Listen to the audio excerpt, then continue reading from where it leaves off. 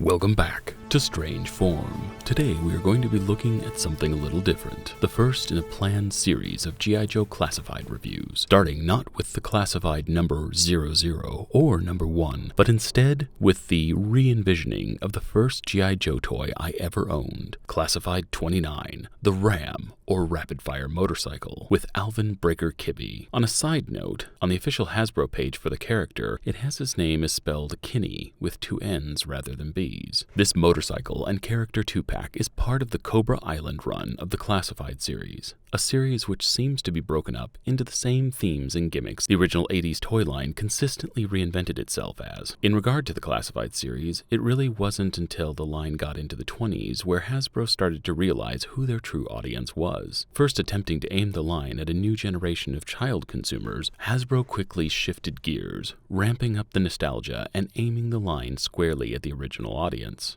And thus you have the Ram, and of course, the Tiger Force version that I will review later. This vehicle was decidedly more nostalgic than its Baroness and Big Red Akira bike predecessor, and for collectors like me, immediately tugged at the heartstrings of a 5-year-old boy whose no longer with us grandmother purchased him his first GIJoe. And as Hasbro approaches its 100th figure, they have continued to take steps in the right direction. Though I do have complaints with the limited releases and shell game tactics that they've done with some of the more popular troop building figures, but that's a topic for another release. And although this is the first video, I plan on hunting down every figure and putting each review in a formulaic checklist style. So let's get into this one. The outside of the box has artwork that I wish were standard for most of the early line, but I'm sure as any of you who collect these knows, the box art for the first half of the classified run is anything but standard. But one thing that is standard is the character's gear, role, skill, and mastery symbols, which for Alvin here is communications, telecommunications devices, linguistics, and cryptography. But before we delve into this update of a classic toy, let's go back to 1982, where it all began. One of the first 3-inch GIJoe vehicles released, the Ram was a semi-Vietnam-inspired bipod-style motorcycle with a Vulcan Gatling gun, where a hapless passenger would usually go. Because the original vehicle didn't come with a figure, my grandmother also bought me Grunt, Breaker, and Scarlet. So this time around, it's awesome that Hasbro is releasing this vehicle with its operator, as I'm sure they would still have sold even if they had decided to release the figure separately. The only thing missing from this modern version is the saddlebags, which doesn't break the design for me, but is something I would have liked to have seen, especially if you could actually store accessories in them. Other than that, the modern Ram release is a perfect spiritual successor to the original, with updates in all the right places, such as handlebars and a non-sticker molded speedometer. But the thing that intrigues me most about the classified line is that it feels almost identical in hand as the original did as a child. Scaling these up to 6-inch figures was an ingenious move, as you can see what I mean by looking at the original in my 10-year-old daughter's hand and then the classified version in my own. They scaled these up to adult collector size. And they've also added detail and articulation where my childhood imagination has ceased to serve me. As for the package, although I would have preferred a more retro design, this one is particularly slick. And the Cobra Island image on the back is interesting, but also looks like it should be interactive in some way. Now, full disclosure, though I have picked up a few of these figures for review purposes, I have never actually held a classified figure in hand, or seen it out of the box in person. I am more than a little bit impressed. The details are sharp, and the paint applications are surprisingly accurate. Also, the packaging inserts make for a fairly impressive display backdrop, something I wish more toys took into account. It's the same image that comes with the Baroness figure, but in a blue as opposed to red and with a different center symbol. Personally, I prefer this kind of plastic tray to the new paperless packaging, but I do really enjoy some of the gimmicks they are implementing to make that a more enjoyable unboxing process, such as the cardboard lockers and accessory goodie bags. Having the Gatling gun be a completely separate and removable piece is a prime example of a smart update that won't upset the fans. And the only thing I would really change about this figure would be to add a gun or a rifle or possibly a backpack,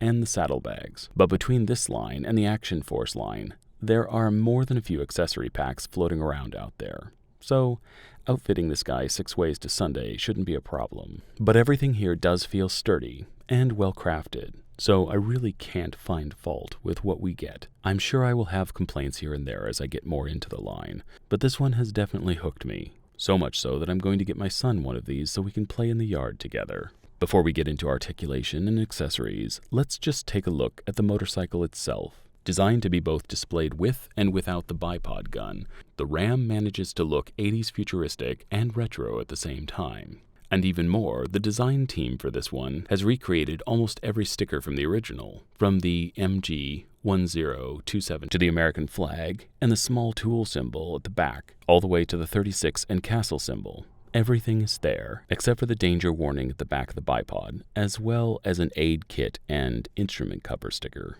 But all in all, this is a surprising amount of attention to detail, and this is one of those toys that has enough sculpted details to be a great base for some incredible paint applications and detailing.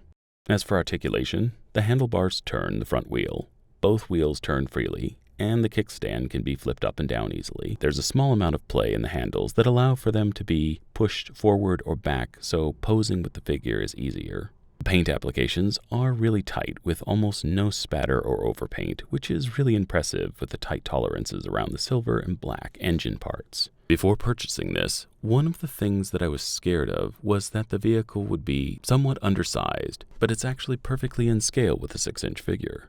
Now, let's look at the bipod. Consisting of 3 pieces, the Gatling gun is simply sandwiched between either side of the cart box. And then almost exactly like the original, the bipod has 2 posts which peg into the side of the bike. Altogether, this thing ticks off the cool factor boxes, while also allowing me to slip into the soft, warm embrace of nostalgia. If the Trouble Bubble, Hiss Tank, Dragonfly, and Vamp live up to this one, I can see a lot of drained bank accounts and overcrowded display shelves in many collectors' future. It really seems like Hasbro has really cracked the code as to what the market wants. And let me know in the comments section which vehicle you would most like to see them add to this line. For me, it's the Cobra Rattler. Now with the bike out of the way, let's look at My Gun is Bigger Than Yours, Alvin Breaker Kibbey. Loaded with some of the most functional articulation that I've seen in a 6-inch figure, Alvin comes ready to spray and pray with the same Gatling gun that came with the previous Roadblock figure, minus the ammo canister, something I wish they would have added just because the connection for it is still molded in. That or a Vulcan Raven style backpack would have been cool. But the figure is quite easy to get into left-handed or right-handed firing position. Although, for some reason, only the right hand has an extra up-down pivot hinge built in, and I don't understand why they didn't do this articulation with both hands, as it seems to help more with holding on to the motorcycle than the gun. The portrait is surprisingly unique, which is something I've noticed from the entire classified line. The portraits are not just standard humanoid, nor are they based on anybody in specific, but they are fairly unique. The slicked back hair, the pursed lips, the tired-looking eyes, with the cocked eyebrow. This is a character rather than a generic army guy, and he exudes personality. As for articulation, the neck has 2 stages, one at the jaw and one at the shoulder, which allows for quite a bit of extension and makes him more natural when riding the motorcycle. He twists at the waist, and the right hand can not only twist all the way around, but up and down at the wrist, which is articulation that is not present on the other hand. He also twists at the upper bicep and has a 2-stage pinned elbow with a slight ratchet to its function. He also has full swivel articulation at the shoulder, with an extra forward and back moving joint that allows him to pull his arms together into his chest. The vest does seem to hide another point of articulation at the center of the chest that allows for him to fold or hunch his back. The knees are also 2-stage pin joints that have a really heavy and solid feeling ratchet to them. The hips have a double-sided ball bar that connects the legs and pelvis and allows the legs to move around the molded backside more easily, which is actually a pivot style that I've never seen in an action figure at this price point. The legs twist at the thigh and the calf, and also have full ball joint style rotation at the feet. All told, this character is incredibly limber, far more than I ever would have expected him to be. And furthermore, the joints move freely and without feeling extremely loose, and on mine at least, didn't need to be put in any warm water or have a hairdryer treatment. The figure feels well engineered for handling and playing, unlike many McFarlane and NECA figures which often have joints that are stiff. So stiff in fact that they are in danger of snapping without a fair amount of carefully working them in. As I touched on before, the Vulcan is easily taken in and out of the side cart, and has a minor amount of articulation in that the barrel spins.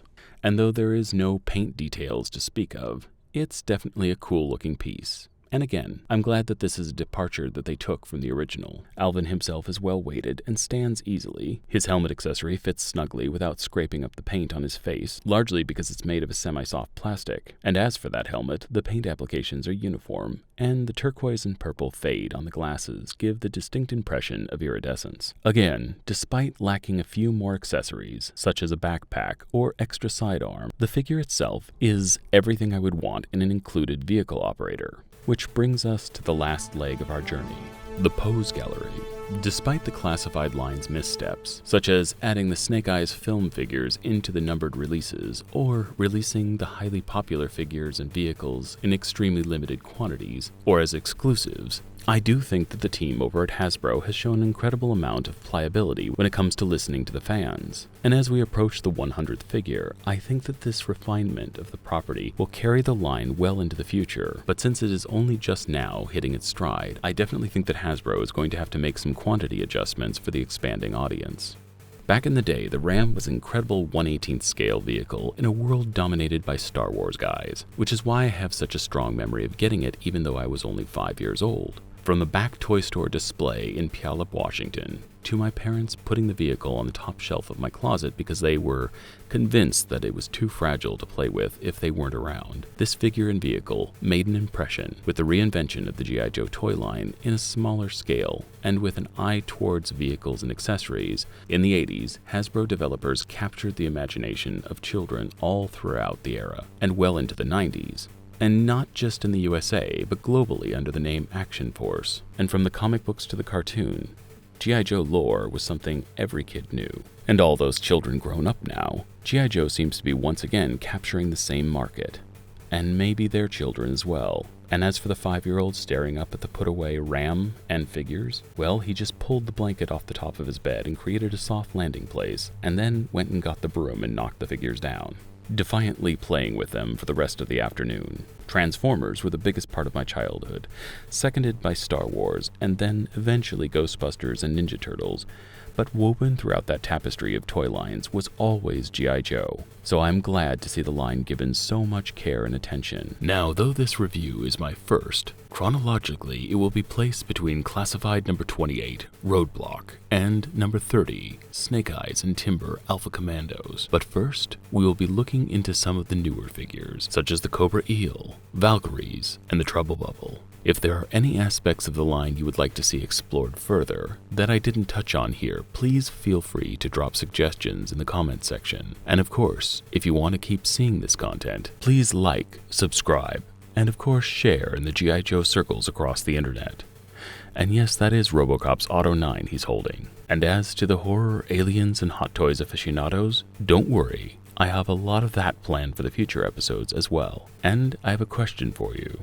What was your first GIJoe?